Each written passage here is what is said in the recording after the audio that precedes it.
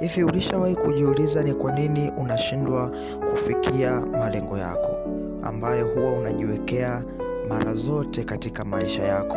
Sasa leo tutaenda kuzungumzia vitu vinavyoweza kukusaidia wewe kufikia malengo yako ambayo umejiwekea. Aidha ni malengo ya muda mfupi ama ni malengo ya muda mrefu. Jambo la kwanza ni watu wanaokuzunguka. Je, ni watu gani wanakuzunguka katika mtazamo wako ambao wewe unao ndani yako? Watu wengi wanashindwa kufikia malengo yao kwa sababu ya watu wanaowazunguka.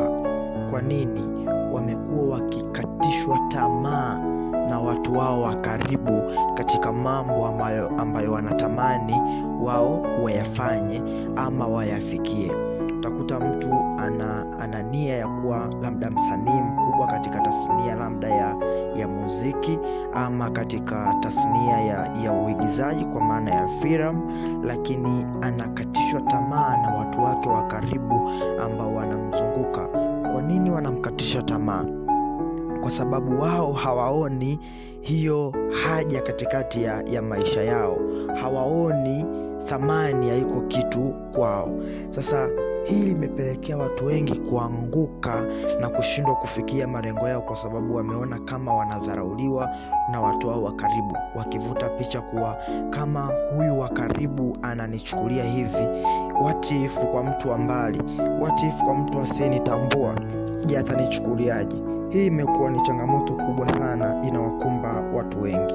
Waswahili wanasema kuwa safiri na anayependa kusafiri na wewe na si anayependa kusafiri.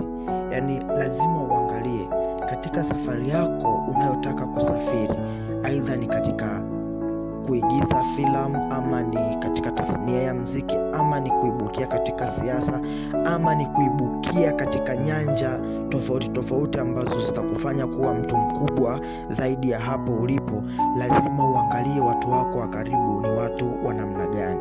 Je, wanataka kusafiri na wewe pamoja ama ni watu ambao wanapenda tu safari, wanapenda tu kukuona jinsi ulivyo? Kwa ni lazima uangalie watu wako wa karibu, watu wako wanaokuzunguka ni watu wa namna gani. Je, wanaona unachoona wewe? Je, wanania na kile ambacho wewe unakitilia nia, ama wao hawaoni tija katika wakati huo uliokuwa nao na katika mawazo uliokuwa nayo? Kwa hiyo lazima uangalie, unahitaji kuibukia katika uigizaji, rafiki zako, watu wako wa karibu lazima wawe nao wanapenda iko kitu. Ni katika uimbaji, lazima watu wako wa karibu nao wanapenda iko kitu. Ni katika siasa, lazima watu wako wa karibu wawe wanapenda iko kitu. Jambo la pili ni muda. Je, unautumia muda wako namna gani katika kitu ambacho wewe unahisi kuwa kipo ndani yako na unatamani kikufikishe mahala fulani, unatamani kikutambulishe zaidi na zaidi katika ulimwengu ama katika jamii? Je, unatenga muda gani kupambania hiko kitu chako? Watu wengi wamekuwa na mawazo ndani ya akili zao, wamekuwa na matamanio katika maisha yao, lakini hawaweki muda, hawatengi muda wa kutosha kwa ajili ya kupambania yale mawazo waliokuwa nayo. Ni kutafuta njia, kwa maana ya kutafuta ni namna gani wanaweza wakajikwamua, ni njia gani wanaweza wakazitumia, ni mbinu gani wanaweza wakazifanya ili kufikia hayo malengo yao. Sasa ni lazima uwe na muda wa kutosha. Lazima utenge muda kwa kile kitu kilichoko ndani yako, kwa mawazo uliokuwa nayo, ili yaweze kukutafsirisha kwa ukubwa zaidi. Jambo la tatu ni bidii. Je, unaweka bidii gani katika hiko kitu ambacho kiko ndani yako? Kwa sababu ili ufikie lengo, lazima kwanza uyabadilishe mawazo uliokuwa nayo katika fikra, halafu uyalete katika uhalisia. Yale maono unayoyaona ndani ni lazima uyalete katika uhalisia. Utakapoyaleta katika uhalisia, ni kuitambulisha katika umma, katika jamii, kitu ambacho uko nacho ndani. Utakapofanya hivyo, watu watakapoona, ni lazima utaamka na kuanza kuona mbinu zaidi ya jana ulivyokuwa unawaza. Kwa nini?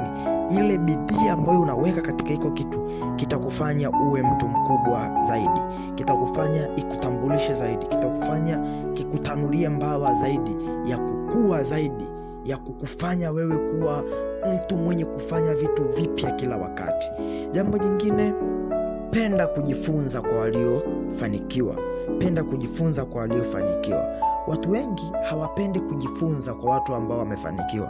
Wanaona kama kujifunza kwa waliofanikiwa labda ni uchawa ama ni kujipendekeza. Hapana, kujifunza kwa waliofanikiwa ni njia mojawapo ya kukufanya wewe kuwa mtu mkuu. Utajifunza kwa namna gani?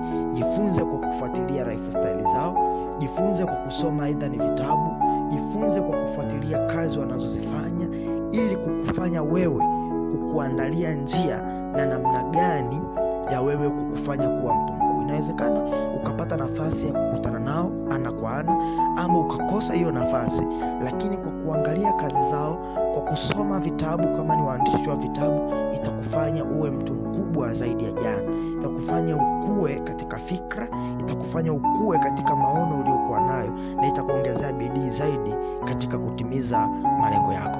Thank you and see you.